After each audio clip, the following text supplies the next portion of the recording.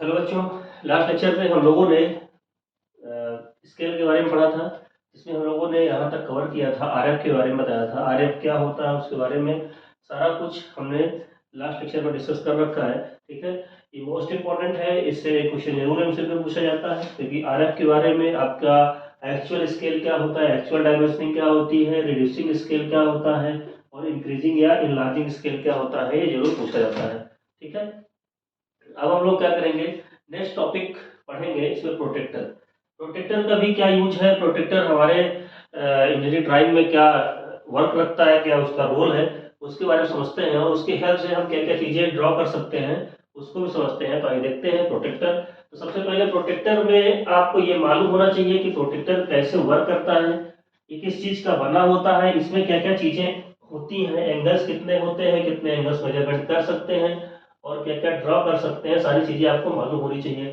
ठीक है, तो आइए देखते हैं प्रोटेक्टर। आपने प्रोटेक्टर देखा होगा।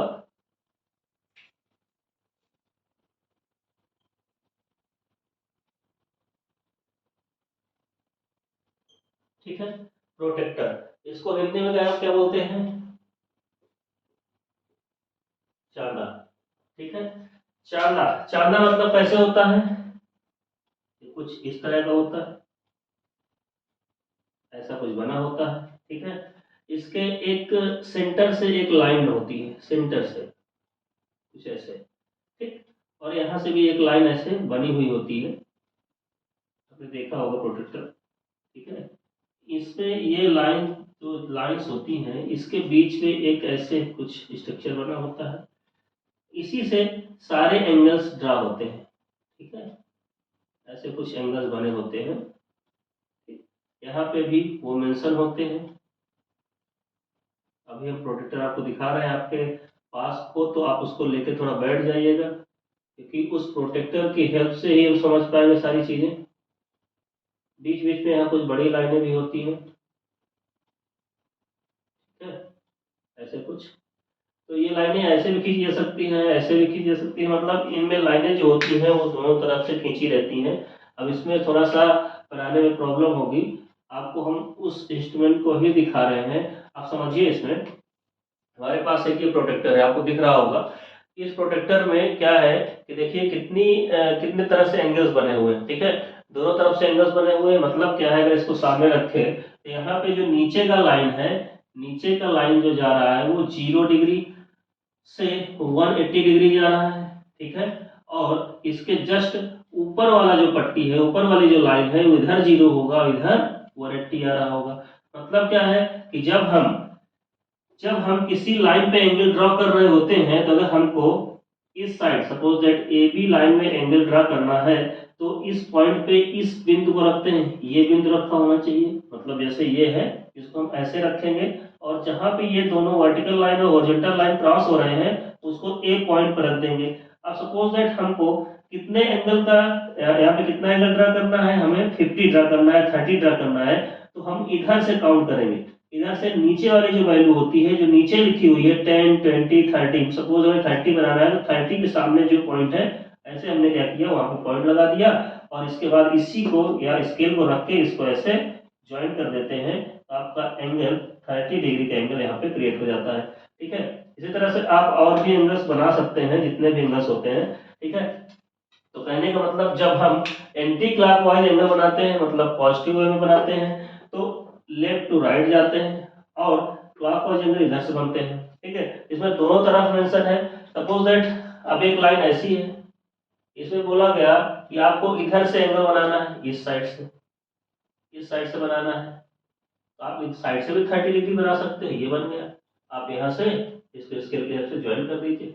ठीक है, तो कहने का मतलब आप इसकी हेल्प से दोनों तरीके से एंगल को ड्रॉ कर सकते हैं।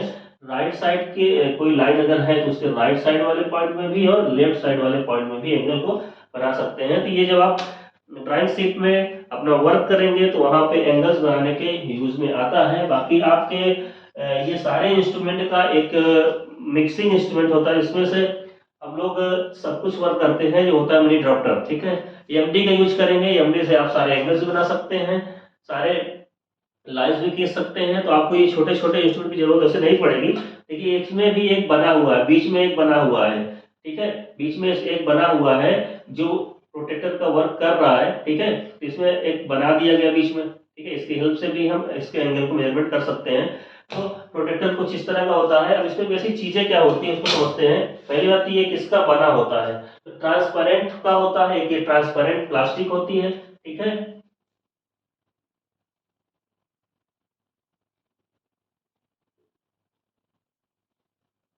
ट्रांसपेरेंट प्लास्टिक का बना होता है। अब प्लास्टिक कौन सी होती है, प्लास्टिक आपको मालूम होगा ये सेलुलोज होता है, ठीक है। सेलुलाइट होता है, सेलुलोज नहीं, सेलुलाइट का बना होता है, सेलुलाइट का बना होता है। अब ये सेलुलाइट मतलब क्या है, कुछ ऐसे सेलुलाइट का बना होता है। सेलुलाइट हमने बताया था लास्ट में स्केल के बारे में, वो भी सेलुलाइट का ही बना होता था, ठीक है। तो सेलुलाइट का बना हुआ एक ऐसा इंस्ट्रूमेंट होता है जिसकी हेल्प से हम लोग क्या करते हैं, एंगल्स को मेजरमेंट करते हैं। अच्छा एक चीज और इसमें आती है, इसमें चीज आती है, इसमें जो भी खांचे कटे होते हैं, यहाँ पे खांचे कटे होते हैं, तो 10-10 डिग्री के खांचे होते हैं। मतलब आप 0 से फिर 10 डिग्री आएगा, 10 से 20 आएगा, 20 से 30, 30 से 40, 50, 60, 70, 80 और 90 आएगा। फिर इधर 100, 110 ऐसे करते करते 180 तक आएगा। तो मतलब जो ये खांचे होते हैं, खांचे ऐसे कुछ कटे होते हैं, ठीक है। इनके डिस्टेंस कितनी होती है, अगर यहाँ पे देखा जाए तो कुछ ऐसे ये कर्व में जाते हैं, कर्व में, ठीक है। सपोज दैट ऐसे खांचे कटे हैं, यहाँ पे 0 डिग्री होने वाला और यहाँ पे 10 वाला। इसके बीच में एक फाई वाला होता है जो लंबी लाइन ऐसे खींची हुई होती है। इनके बीच में क्या होता है, 1 2 3 4 एंड 5 का गैप होता है। मतलब 1 2 3 4 5 का गैप होता है, इधर भी 1 2 3 4 और 5 का गैप होता है। तो कहने का मतलब क्या है कि पूरे ये लाइन के बीच में 10-10 डिग्री का गैप होता है। और सारे गैप क्या होते हैं, 1 डिग्री, 2 डिग्री, 3 डिग्री, 4 डिग्री और 5 डिग्री।